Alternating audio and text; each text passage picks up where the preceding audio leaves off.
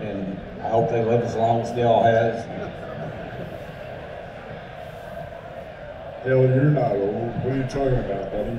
That's interesting to hear you say that, Rex, because the younger drivers who are coming in now, do you see an increase in, the reason I ask that is that the NASCAR on television, the major NASCAR races, has experienced a bit of a decline in its viewing audiences. Is that not shown with the younger drivers coming in?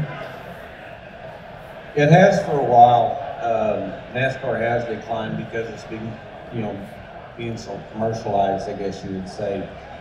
Short track racing has really gotten a shot in the arm here in the last few years. And honestly, if NASCAR wanted to fill the stands up again, all they need to do is put dirt on one of those racetracks, and they would have to run people away. Absolutely. Lonnie Williams, you've seen these guys race, you called their races, you officiated some of their races, I'm sure. Heck, you officiated and announced Carl Edwards races at I-44 Speedway back in the day. What memories stand out to you, not only about these guys, but maybe Carl? First of all, I'll start with Dale. I started going to the races, I was 5 years old, had a few years away, and then my stepdad started taking me and my mom. Dale used to drive for the Tenco company, boys out of Raleigh. He'd come into the old Bolivar Speedway with a school bus and the Mustang, and we were Ford people. That was a Ford family, so we always cheered for Dale. And I always liked to watch Dale because he was patient. He wasn't an aggressive driver, but he was a very smart driver. Now we'll fast forward, modifieds. Big cost, big talk about it. These two were our first Southwest Missouri drivers, 85, I believe it was. Gary Bass started a company called Dirt Works, hired Mr. Merritt to help him build what was an IMCA modified. The function come out of Iowa, filtered to Kansas City. Rex and Gary seen it because they knew each other very well from the racing, and Gary used to run a late model a lot in the old dirt tracks at Monette especially. So Dale's got the D1 car, Rex is in the D2. And they sold a lot of dirt work cars out of that little shop at Monette because Gary put two good drivers in. But I've never seen a driver, back then you had an engine claim, $350, all right? Rex is managing R&R Auto Salvage down there in Aurora. We would run a 3-night swing. We'd run Bolivar on Friday night, back when it was bought back and through, Lebanon on Saturday night, and Monette on Sunday night. IMCA, if you were in the top 4, your motor could be claimed, whole motor, all right? That started a lot of grudge racing. I never seen anybody jump up and down about getting their motors bought more than Rex Merritt did. Here it is Sunday night. Now nobody would claim on Friday night. Very seldom at Springfield Raceway did they do it at Bolivar. Saturday night, didn't happen at I-44. Everybody, that's just the way it is. What would they do Sunday night? The night we're wanting to get a racing program done so we can all get on the road, get home, get in bed, and be work on Monday morning. Well, Rex was out there, he'd tell you, it's a piece of junk. It's a piece of junk. That motor's gonna blow on you in 2 or 3 races. It usually would, and if I'm not forgetting, Rod Stovall usually, I think, bought most of your motors that year. Bought one of yours too. We got into that. We were IMCA sanctioned at I-44 in '86. And Bill Haglund called me during the winter. He asked Bill Willard, what do we need to do to eliminate this? Guys are getting motors bought left and right, certain drivers, certain cars. I said, I'll tell you a story. I live by a video store, and they have what they call a claim card. You pay $10, you get so many movies, punch it, that's it. That's when they started 4 motors a year.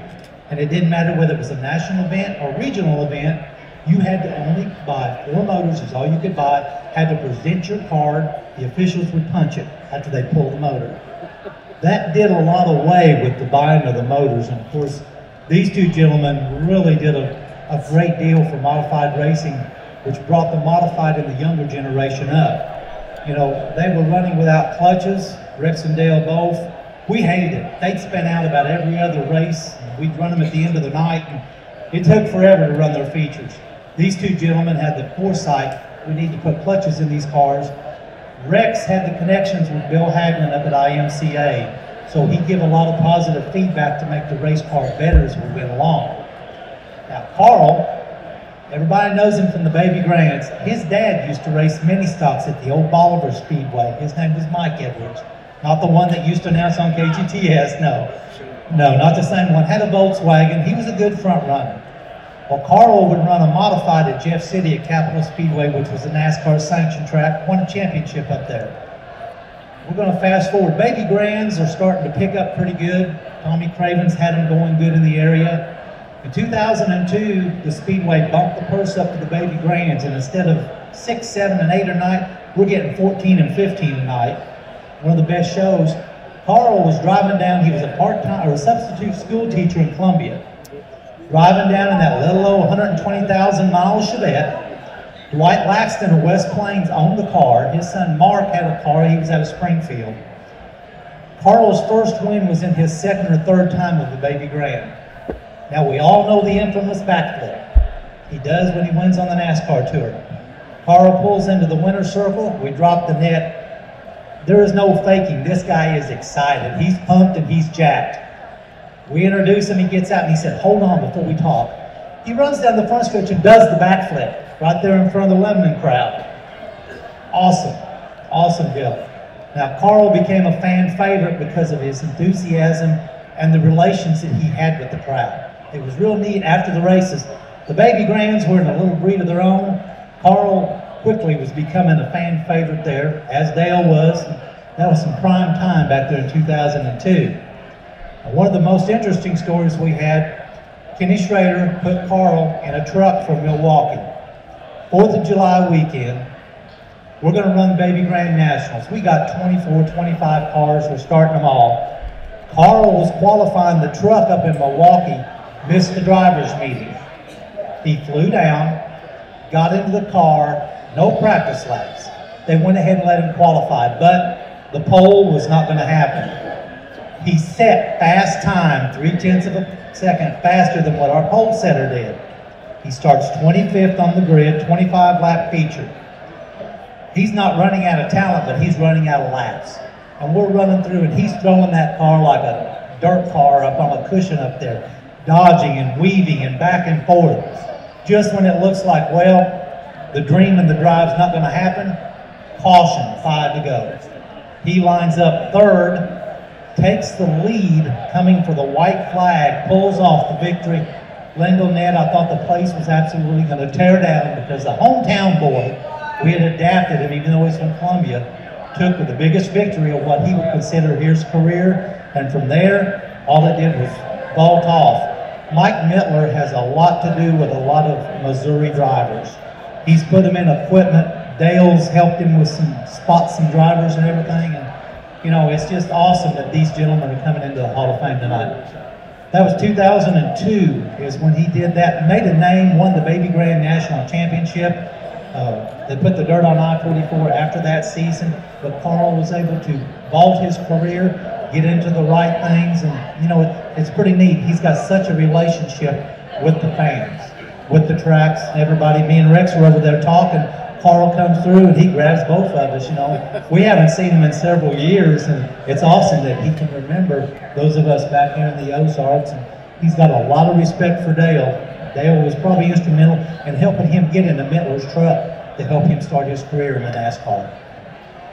We have handheld microphones. If anybody has any questions for any of the folks up here, just raise your hand. We'll be glad to come out and take any questions. Any questions from anybody? Be happy to bring it out. Yeah, Kenny wants to know when Rex is going to retire. Nobody have any questions at all? Well, somebody has to have something. Don't be bashful, we're not going to bite. Lindell, looks like we don't have any question takers. Be more than happy to hear from you. Anybody at all? Well, somebody will surely ask one in a minute, but for now, let's ask Dale Roper about Mike Mittler. Dale, your relationship with Mike, and I'm sure Mike asked for some of your input perhaps on Carl and before he got into the truck. Tell us a little bit about that. Yeah, I talked to Mike, I don't remember exactly when it was. I think he came to Lebanon one time to test some trucks, I think. And he called me and said, I'm going to be in Lebanon. I don't remember who he had driving the truck, but they came to just middle of the week deal. And I think I told him then, that may have been the first time I'd seen Carl run the Baby Grange. And I'd seen him run the modified at Motor. I'd never seen him run a modified at Lebanon, but I hadn't seen him run a Motor. And I told Carl, I said, oh, this boy's really good. Because he was behind you at Lebanon and I had Talmad's car. Yeah, I had a better car than Carl had in 2002 when we brought the modified. He was actually in a car that I'd raced in '93. Tony was new racing in '91, the blue car. Tony drove it and I drove it, and that's what Carl was driving. And it was a good car. But one year good for mine. It was a 10-year-old car. And mine was pretty new. And then really had a kick-ass motor.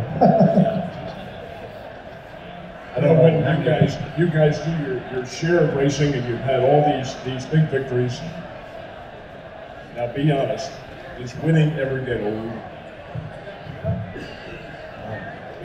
Rex hasn't done it in the wall, he's forgotten. Even with the very big races that you guys have won, it just simply it drives you, doesn't it? It's of course, it's what all athletes go through. You have to go out there with that passion. You guys still have it. I don't know if it's a thrill of winning or the fear of losing if you're driving. That's a very good point. You know, you're finding that out now as a young driver. It makes a big difference to you how you win. Yeah, I went from winning hundreds of races in go-karts to go on the big cars and taking kind of a beating. Honestly, I didn't win a race. I ran second to Ryan Gilmore 6 times in 1 year, and that hurt. I mean, that'll teach you that you want it that bad. So, I mean, when you win, it's good until you win another one. That's for sure. Well, everybody here knows about Larry Phillips, and he told me one time, he said, I don't feel like I've got to win every race. I'm afraid to lose. And he said, I don't feel like I have to win every race, but I'm just afraid to lose. And that's just the way he went at it. You know. He didn't lose very much. No, he won a lot. Well, a lot of your coaches or premier athletes, Hall of Fame athletes, always say the hurting hurts worse than the winning feels good. So that's really what drives you, is you don't want to lose. And Kate, you won your first late model races last year down in Batesville, Arkansas. It's an historic track. What did that win mean to you? And this year, going to the late models full time, kind of what's your outlook this season? Any goals? Just main deal is gonna try to win Lucas Championship. I mean, that's the main deal. But that win, I mean, that really showed me that I think I can do it. I mean, I definitely have the equipment thanks to Rick Hoover back there. I mean, he gave me an opportunity to drive for him, and I mean, hopefully I can just get it done. I mean, it's pretty much up to me. I don't have any excuses now, so I just gotta do my job, I guess. What's the biggest difference when you go from a B-mod, a car with smaller tires, to a late model? Just driving it, those things are crazy. They're one heck of a race car, that's for sure. And it's just a big difference, especially the tires. The tires are crazy. I mean, the late model tires are just so much better. I mean, they're a better compound, I think, and they're huge compared to modified tires. So it's just you just have to drive like you're mad, I guess. So you just gotta drive so hard. It's just unreal. But I still have a lot to learn in the late model for sure, and I think I can get a lot better. So. This kid is 16 years old, and you're still in high school. You're not allowed to even drive your main truck to the races. You have to have somebody driving. When did you guys begin, both of you, and do you remember, and I'm sure the answer is yes, your very first win? I don't know when Dale started, because I don't know if they actually had cars back when he first started racing. No, I was older. A lot of guys are getting ready to retire when they were my age when I started. I was 26 or 27 years old when I started racing. It's like this boy here. I mean, I had no interest in racing cars when I was his age, and I like to get out and ride around in the car. And I went to the races when we was young. I was always a race fan. I never had any indication that I would be a race racer. Now, my brother started when he was 20. He started before I did. I was 26 or 7 when I started, so I was, Was that your age when you had your first win? yeah, I was pretty lucky. At the fairgrounds, they had started what they called it then a novice class. It would be a street stock now. And we drove an old car out that they had put in a brush pile at Charles Sharp's house. And we drove that car out of the brush pile. And James Taylor had an old spare motor, had 3 or 4 sleeves in it. He said, well, just put that motor in it. And we did that. And I had hot lapped my brother's car at the fairgrounds. But I could get there sometimes before he get off work. I had a hot lap his car. So I never competed. By the time I got going, they had been running that class for about 5 or 6 weeks. So they had, at that particular night, they had about probably 36 cars in that class, because we run a heat race with about half of them. I had to start in the back, and I just kind of got in the middle of the track and run around there and won the race. Then when we got to the feature, Jim Taylor, Dean, my brother, both said, well, this will be tough. I did the same thing. I just kind of got in the middle of the track. They was running off the track. You can get off the track on both ends. And I just kind of stayed in the middle of the track. Then I actually won my first 2 races for $37.50. So, but it only cost $3 for a pit pass, I think. And I only had one guy help me. And we drug it up there on a tow bar, so I probably made $30.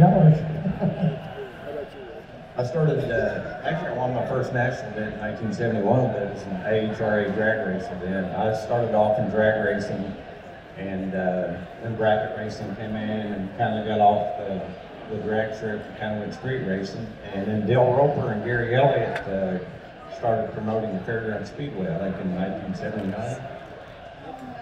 And I was working with Gary at that time, and he said, once you quit playing in the street, you build a race car. So built my first race car. Dale and Gary and several people told me it never works, it sat too low and everything, but we lucky enough won my first feature with it. And that's kind of how I started. It was, you know, the Roper family is kind of the godfather of racing in the Midwest, and I mean with Schrader and with Carl and with myself. They kind of got me off the street racing into circle track racing. Rex and I, we go to, manage to get our vacation set up if we're still all working, and we'd take off in February. I know one time we went down there, I had 2 spare motors on my trailer, one for me and one for Rex. And we ran 10 shows in 12 days, I think. We've done it for 2 weeks. I think we ran 10 shows. I believe that's right. We started out in, I don't know if we started out in South Georgia. The short track in Talladega. Yeah. No, that was the next year. But anyway, we ran Volusia County a couple of times. We ran all over the country down there, different tracks. And back then we could run pavement with the same car. I mean, we did on that trip. Yeah, we ran both. Actually, in '86, I believe it was, '85, we kind of started, Dale and myself, and there's about 5 other racers. We kind of traveled through the barnstorm, through the Midwest and Southwest. We'd go to racetracks and kind of introduce the INCA cars. There's a group of us from INCA. And back then it paid the same money whether you won or finished 5th. And our whole intent was to go into a racetrack, put on a show, an exhibition race during intermission, and just make it close. I mean, there wasn't any ego issues or anything like that. We just was introducing the modifieds across the country, and we had a lot of fun back then. Yeah. And they really, you can look around now, it's the biggest class in either. It doesn't make any difference if it's a B mod, A mod. Now they got a Midwest mod, 3 different classes on dirt, and there's more modified now than there any kind of car I'd say in the country. Yeah. And we're quite lucky because you get young talent like Caden and people. When they all first started racing go-karts together, we'd go up and watch Lexi and Caden. And I was just really my biggest concern at that time is they'd wake up to race the go-kart race and they'd fall asleep in line all the time. It's unreal for me to watch on TV now. They've got a series in California at Madera. That's a paid track, and you can't be over 16. You have to be 16 or under. And they've got kids running in that field, 10 years old. They're full blown late models on a 3/8. It's a 3/8. Is it a 3/8 track or half? It's a short 3/8. These are the big late model cars, and they're full. They can't be over 16. That's the age limit up. You can't be over 16, and you can be and the last one I seen, the two top drivers was 12 and 13. 12 and 13 years old. All right, that brings up a question, because you can't be a wuss behind the wheel. It takes a lot of strength and power to handle those cars. When did you feel comfortable about driving something of that caliber? When it takes some strength to do. I believe I got my first modified when I was 12, so it was about that time when I started, but I know what he's talking about. I watch it on TV all the time, and I mean, it's super cool. Those kids are young, and all of them are super good. Like, I've never drove on asphalt. I mean, I'd like to one day, but those kids are good. Like, it's impressive what they do. Well, these young kids starting now it's different when of course, Rex started after I did, but the cars they've got today, most of these kids have got somebody helping them that knows really what they're doing. They're not just cars you take off the street and put a set of roll bars in. They've got power steering, they've got good brakes. We didn't have any of that when we started. I mean, it's just awkward and main strength, I mean, you drive them old cars that no power steering and they was heavy on the front end. But a young kid now gets in a good car.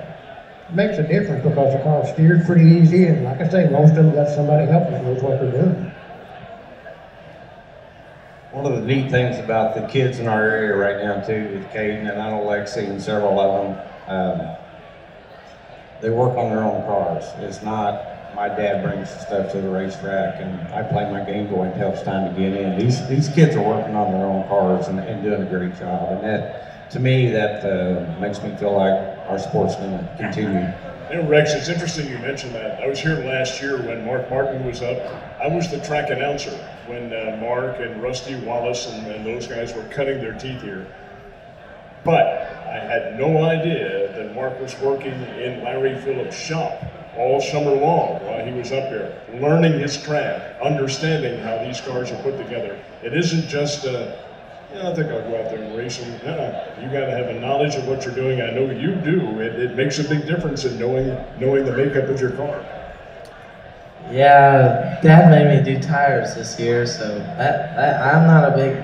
I hate, especially those late model tires. Those things are huge. You're cutting all those grooves in it. And you're like, man, is this thing ever gonna stop? Like, But my dad always told me, the better you know your car, the better you're gonna race. So. And that's 100% true. The better you know it, the better you'll drive. I mean, it's just, you come in and you know what you need to change. And racing sometimes, you got to have a good driver, but the car sometimes you need to have it right. I mean, it's got to be right before the driver ever gets into it. So. Okay, it's going to get a lot worse.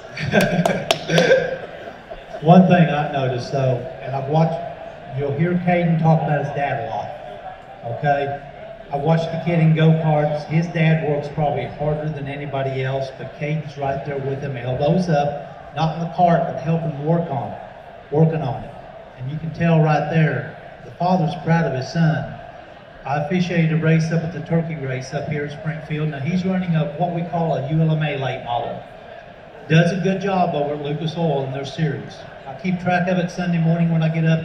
I'm out there on social media, who won, who's doing what. The turkey race, if I'm not mistaken, you're out there running with open late models. Now, Dale and Rex is what I always called money racers. The more money that's up there for a win or second or third, they are right there at the end of it. Okay, they're thinking cha-ching, cha-ching. They both know how to points race, probably better than anybody else. It's right down to it. Most guys mash the gas, I'm gonna take the most wins, but when you crash 4 or 5 times and you're on the trail early, it's over with. These two have always used their head. They have also helped the racetracks. And when I say that, from years past, if we think we're going in the wrong direction, I'll call Rex. I'll get some advice from him. So the track maybe I'm associated with, or all of us tracks in Southwest Missouri, we're looking at this. What do you think? Because Rex has got a lot of knowledge. Dale did the same thing with us at I-44 and pavement. Whenever we're looking at trying to get the costs down for the racers, the owners, and the teams, these two gentlemen have probably got more solutions than anybody else. This young man here is going to be what I call a money racer. I've watched him take a ULMA late model, run with the open cars, and does very well, especially when that track slicks off. That track slicks off, it don't matter how much big motor you got out there, everybody's on the same footing, and then it becomes a wheelman or a thinking driver. So, you know, we're very privileged in the Ozarks. Rex mentioned the upcomers in the karting area, bump stops. That's a big thing in racing now. The guys are from the world of karting. They're understanding this new technology. Let's go back to old school, Dale, where you roll your sleeves up and get out there and duke it out on the racetrack. So we're very proud of these guys. We have a few more minutes to go here in this session. The autograph session will continue until about 6:15. We'll have to start cutting that down. But meanwhile, we are open for questions for any of these gentlemen up here at the table. We have a wireless microphone. Anybody wants to ask a question? Raise your hands if you have any questions. We'll come right out to you. Indeed. Anything from anybody? These are pretty knowledgeable individuals up here. They have a world of experience, and it's all winning experience and big money. No questions? All right, here we go. Our first taker right here. At my age, it's going to take me about a year to get out there. But Mr. Roper, what's the most exciting thing that you experienced while you was racing? most exciting thing, Dale. Well, one of the best, most enjoyable races, and I guess it has to call it exciting, was one of the last race that I ran at I-70 Speedway. That's up by Kansas City, Odessa, Missouri. We'd had kind of a rough year. Tony had a fatal accident in Texas in 2000, that's my nephew. And then my brother was racing in Springfield, Illinois. And 8 months later, my Tony passed away in October. This was in August at the State Fair at Springfield, Illinois. He was driving a car for some guys that he drove for quite a while. He didn't have an accident that caused his death. He had a physical thing that went wrong with him, but he was in the race car. But that Saturday, that was on Sunday afternoon. The next Saturday night at I-70, they had one of their special races. They were a 100-lap race for modifieds. Paid $2,500, I think, to win, which was more than he usually got to win. But anyway, I was running second with about 25 laps to go. No, I was running third. And the guy running second got into the guy leading, spun him into infield, and that was the second time that particular guy had got into the car. And I got on the radio with my spotter and I said, I wouldn't be surprised if they don't black flag him, because that's the second time. And they did. So that gave me the lead with 25 to go. And I had one of the best cars up there behind me, but after about 3 laps, I got over it and I said, I don't believe he's going to run me down. I don't think he can catch me. So I won that race, and that was one of because of what happened in our life and our family that particular year, was a pretty enjoyable race for me. I felt like a couple of guys up there was looking down and watching that. Well said, Dale. Very well said. Absolutely. Questions from anybody, please raise your hand. Be happy to come out. Rex, you might talk about what your favorite all-time win after all those years has been. Anytime I can outrun my granddaughter, it's a great win for me. Yeah, and it's getting tougher all the time. She's come from the class that Caden has, and the youth is good. They really are. Tell the folks a little bit about her and what she is and where she is in school at the moment. Well, Lord only knows where she's at in school.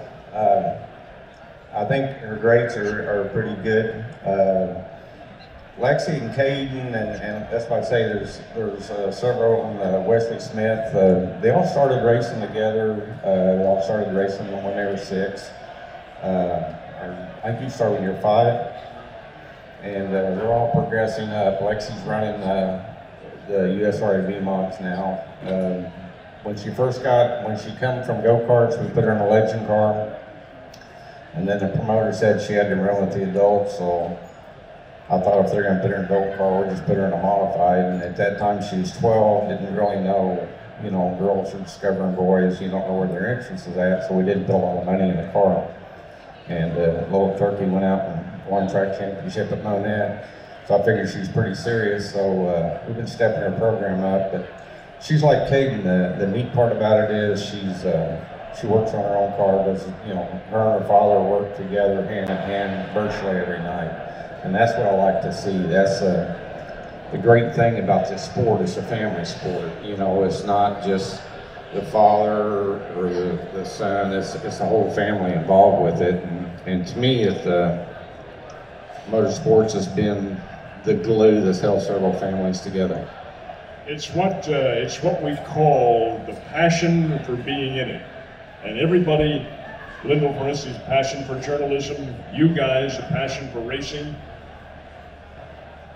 This young man right here, Ronnie, a passion for announcing. He calls them, he knows what races are. When did you guys, now he's 16, so he really can't answer that question, but you guys can. When did you really feel like this is what I want to do? This is really what I wanted to pursue. How old do you think you were then? Well, I was a race fan. My dad was a race fan. In fact, he owned cars at Dean. But we lived until I was 12 years old. We lived about 5 miles south of Lebanon. And when they started running midgets up here on Friday night at the fairgrounds on this, it was a dirt track, it was a short track. We come up here on Friday night a lot, and I was like 10, 11, 12. We moved when I was 12, and then they started running stock cars out here. And I only lived, me and Dean could walk to the fairgrounds. We lived north of the fairgrounds.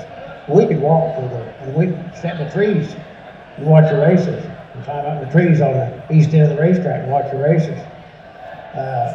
I knew then that I'd probably like to do it, but I knew at that time there was no way financially I could do it, because even back then, you had to have a little bit of money, a little bit to do it, But when Dean started, then I helped him, and I helped some other guys. There was a bunch of guys in Fairville who started racing. Dean, Billy Joe Adams, James Taylor, Bill Chandler, a lot of guys come out there racing, and I helped my brother. I just knew when I got a chance to race, boy, I really like this, so I didn't quit. I just kept going. Well, I grew up in Hermitage, Missouri, and we really didn't. The only closest racetrack was Hemansville Speedway, and that's where I saw my first race. And the only way I kept up with racing at that time, of course we didn't have social media or anything, was National Speed Sport News and then what the Springfield paper did. I was lucky enough to be in that era where I got to watch the Ropers and Don Schoenfield and Willie and Bud McKee and just many Phillips, of course, so many great racers. And I think sitting in the fairgrounds, sitting here, watching them is what sold me on the whole ticket. So you were a teenager? I've hit my head so many times, I don't remember if I was a teenager or not, but I think I was. I used to drive up here when I was 15, which is probably a year before I should have, but and watch them. So yeah, I was a teenager. Just a couple of minutes to go here. I want to ask Ronnie Williams, most memorable race you ever called? Oh, lands.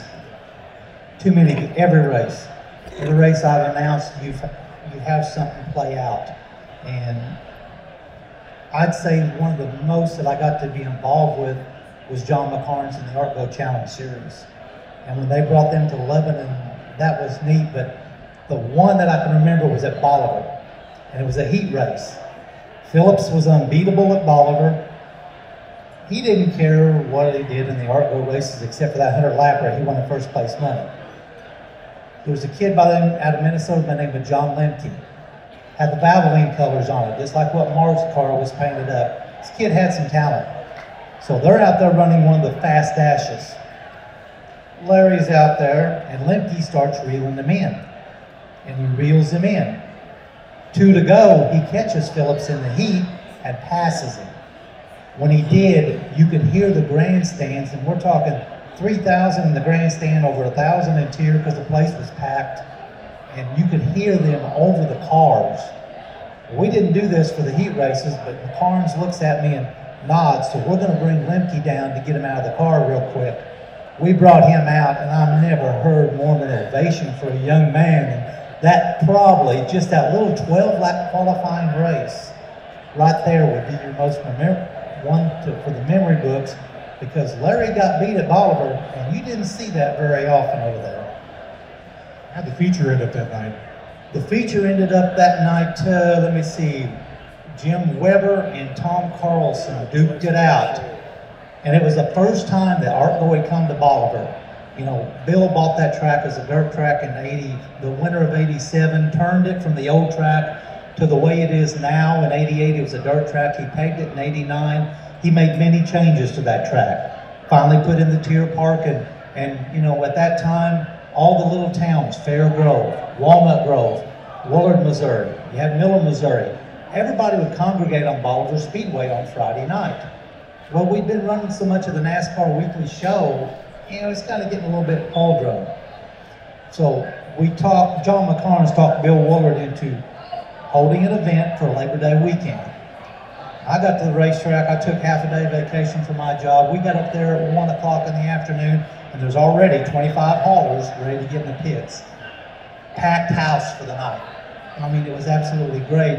And Tom Carlson and Jim Weber put on one whale of a show out there. And it was neat because Weber we called the old man.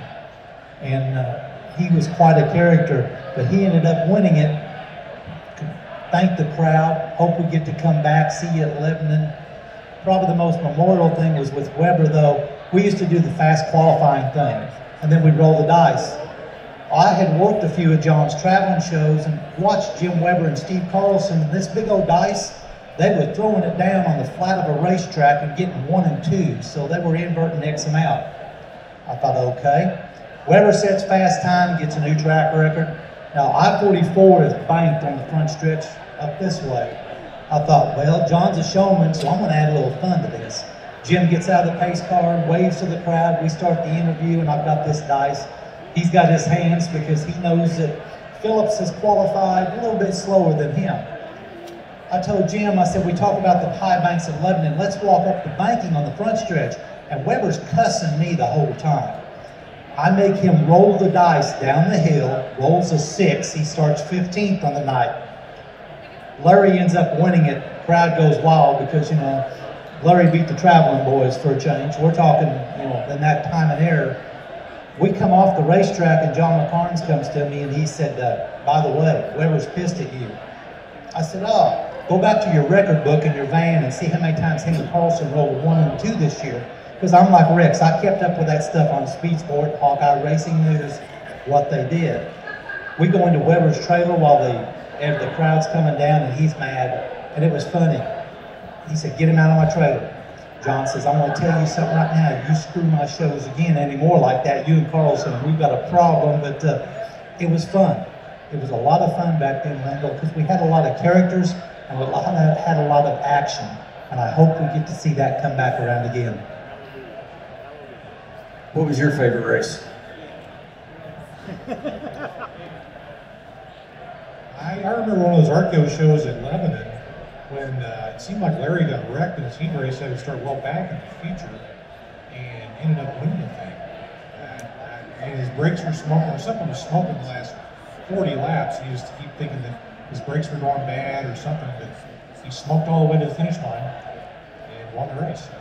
It's one of them that stands out. My memory's not nearly as good.